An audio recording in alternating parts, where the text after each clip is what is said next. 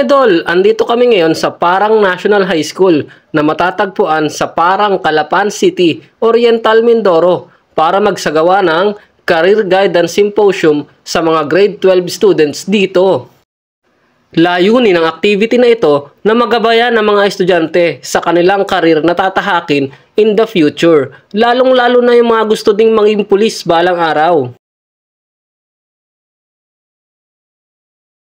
Is part of the Department of the Interior and Local Government, DILG. The PNP shall play a vital role in the government's efforts to pursue the said sacred mandate.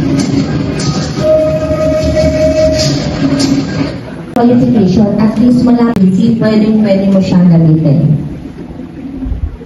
Next, must not have been, oo nga pala, dalawa pa lang yun. Pangatlo, kung ikaw ay with honors. For example, kung ikaw ay cum laude, magna cum laude, summa cum laude, pwede mo siyang ipaattest sa Civil Service Commission para magamit mo as your eligibility.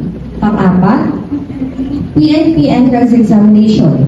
Ang nagbibigay nito is kumuha ng NAPOLCOM entrance examination. For example, information technology, computer science, wala silang board exam. Anong kukuhanin nila? NAPOLCOM, PNP, gusto mo nag-resign ka doon kasi gusto mo mag-apply sa PNP, okay, natanggapin ka lang. Kasi ikaw ay honorably.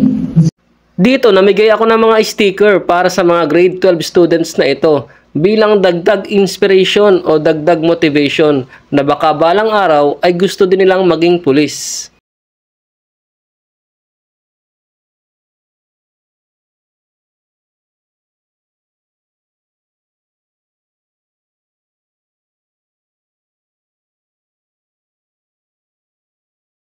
Yun lamang mga idol, salamat sa panonood at suporta at sana sa school nyo naman kami magpunta sa susunod. Ingat palagi mga idol, God bless!